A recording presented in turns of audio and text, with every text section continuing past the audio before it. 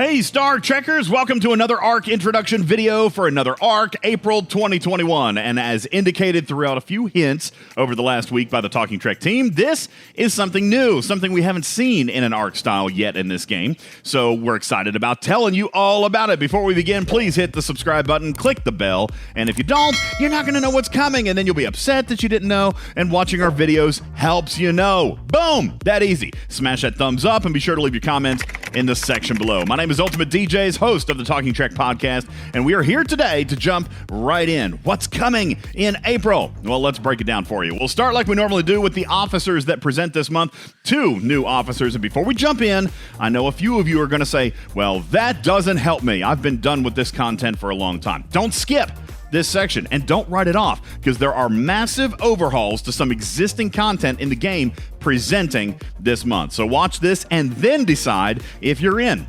With that said, you guys knew about the hint that I offered, and many of you did in fact suspect that Jayla was coming into the game. Well, your suspicions were indeed correct. First, let's take a look at our first new officer, the latest Borg officer, 2 of 10, and he is actually looking great at first glance. Focused around mining enhancement, we do see the dreaded active nanoprobes being required for this officer starting at tier 2. But let's look at his captain's maneuver first. Increasing cargo size of the ship he's on by 20%. This is a base value, which means it can be increased with synergy, answering the question to a small degree about helping out with base rating and making this faster and more efficient towards getting to those higher resource needs for upgrades. His officer ability is what many people thought DuPont should have come with, in that it increases the mining rate of G3 and G4 raw materials. We'll glance his officer card real quick from LCARS 2.0, shout out, indicating that his synergy can get this new captain's maneuver all the way up to 50%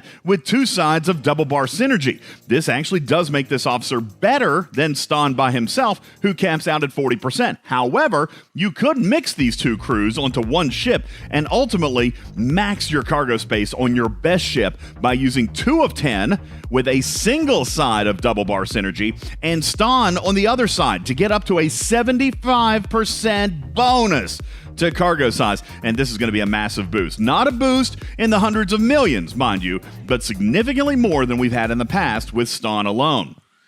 Yes, ladies and gentlemen, Jayla is finally here. Let's take a peek at her in the game. 100 shards to unlock, with many of you having at least a few already from previous events almost a year and a half ago. Independent credits going to be in demand yet again, so hopefully some of you have been accumulating those through event stores or your Borg refinery. But this is what I was saying earlier. Some people are going to write this officer off because she is central to Swarm. Well, as we will discuss a bit later in this video, Swarm is getting a massive overhaul as well. So even those with Max Franklins should have no fear of not being able to use Jayla. I'll explain coming up shortly. First, her captain's maneuver getting you 100% more loot from the Swarm hostiles while on a Franklin or Franklin A.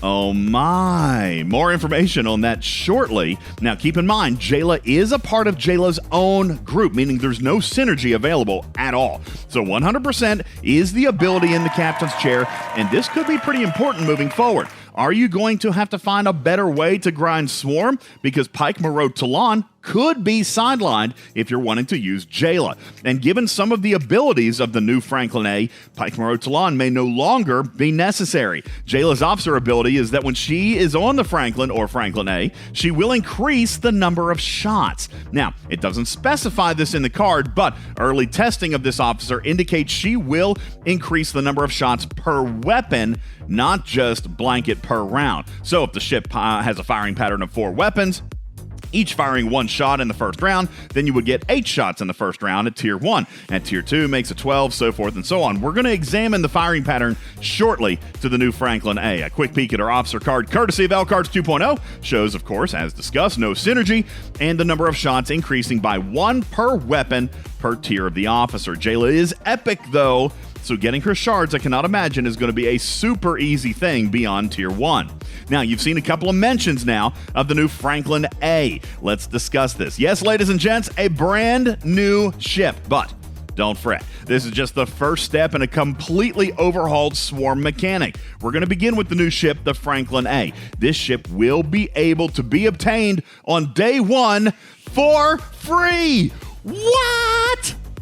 mind blown, right? And not even to spenders, free. If you have a maxed level 45 Franklin, you will be able to scrap this ship and receive all 200 blueprints needed for the new Franklin A on day one. So get those scrapyards ready. The new ship is immediately sourced for free. If your original Franklin is not maxed, you can choose then to scrap your partial Franklin for partial BPs and rely on the pay store for the remaining numbers. Of course, you can also purchase a full unlock of this ship as well. But the bigger question is, will this ship be better than a Tier 9 Franklin even at unlock at Tier 1? The answer is yes. The testing confirms this ship will be an improvement to your Tier 9 Franklin out of the box. Higher stats across the board are going to yield much better performance. Very quickly, as a side note, do your Galaxy Swarm researches and Impulse research contribute to the abilities of the new Franklin A? Yes, they do. But sadly, the modulator research is confirmed to not have an impact on the new Franklin A. And we ask, why is that? Because the new Franklin A uses a new currency. Woohoo! A new frequency modulator, the frequency modulator Mark II. And these will be infinitely grindable through a new series of swarm hostiles, level 37 and higher, all the way up to level 50, folks. Not to mention the ship itself has a damage style bonus per level. All right, so level 2, level 3, level 4, each one with your ship XP, to further contribute to the abilities of the Franklin A for these new hostiles. However, you will have to test for yourself based on your officers. Is the new Jayla, or even maybe 5 of 10, able to be used on these new swarms? Is Pike Morotalon still the way to go? You're going to have to determine that for yourself, because the cargo held by these new swarm hostiles are in very, very low amounts. Perhaps Jayla's extra shots can make this ship even more potent in grinding away these hostiles to amass the total number of frequency modulators, Mark II, that is, that you're going to need. Further, this ship is ops locked. Very similarly to the sarcophagus, this ship has limits in its progression, as it is a G3, G4 hybrid ship. So the ship is able to be unlocked at Ops 35, as indicated by this ship card from LCARS 2.0.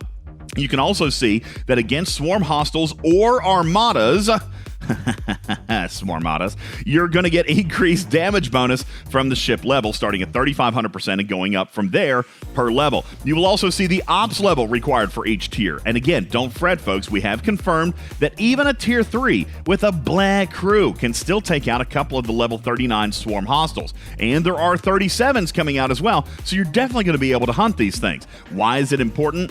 Because your dailies are also changing. More on that coming up in just a moment.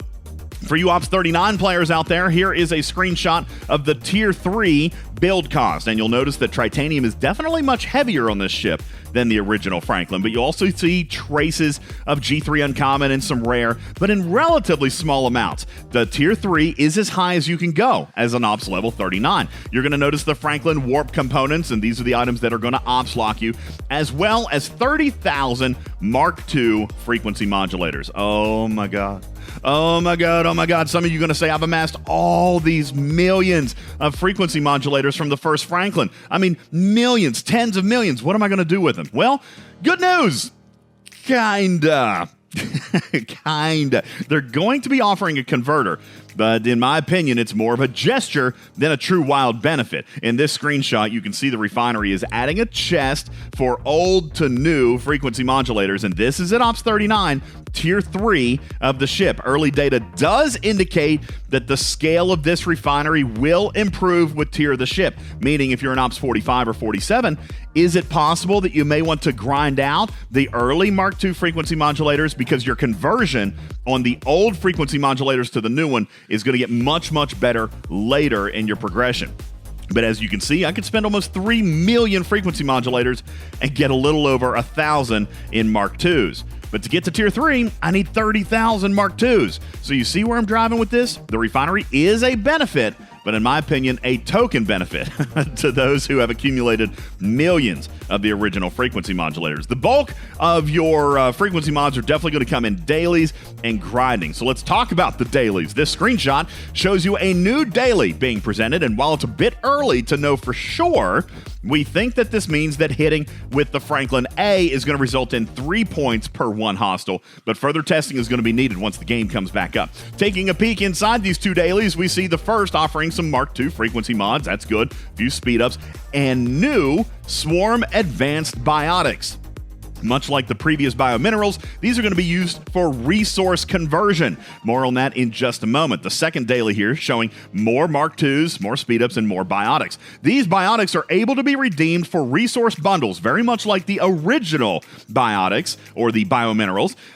These are scaled up much, much better. Here is a peek at what 100 biotics redemption for steel, for example. 117 million steel for 100 biotics. 15.8 million trite, and yes, 3.6 million dill. These being scaled up in a much, much better way, each being available for 100 biotics. This, by the way, is only Ops 39 and 40, and yes, the contents of these are going to scale upwards with your Ops level. We currently don't yet have the data on how much they scale. We'll be relying on you guys for that data upon game launch. Now, we mentioned earlier about the firing pattern of the new Franklin A to determine if Jayla can make a huge impact. Here we go. Firing pattern for the new Franklin A, and we see 2 shots per weapon for 2 kinetics and 1 energy. So 6 total shots in round 1.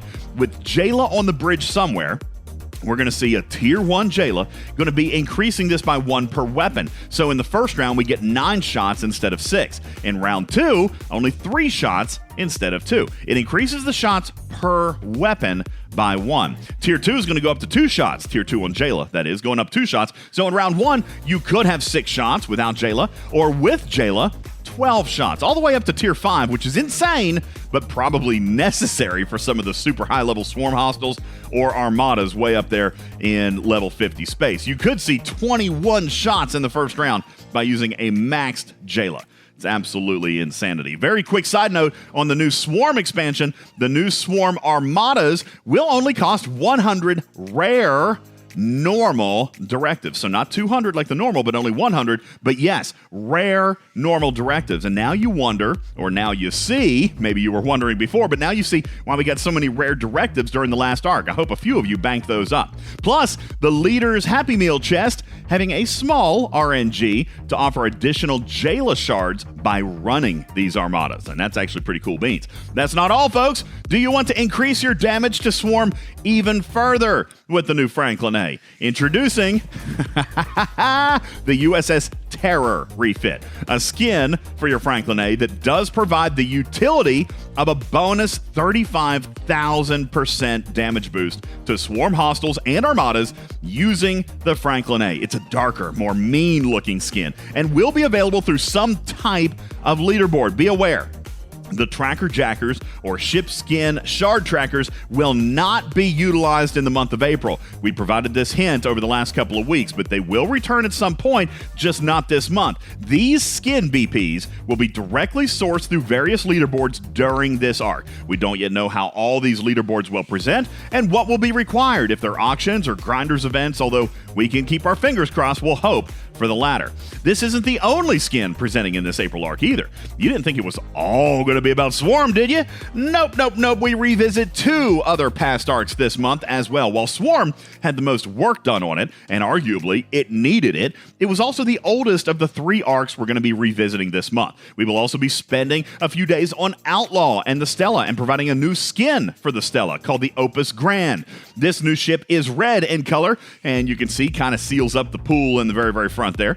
Getting ready for fall, maybe? I don't know, but this new ship increases your highway robbery bonus by adding another 250% bonus loot while using the Stella. Certainly valuable for you, those of you still grinding away at the loot needed to continue your research and your Stella scrapping and upgrades. Finally, We also revisit this month the Borg arcs.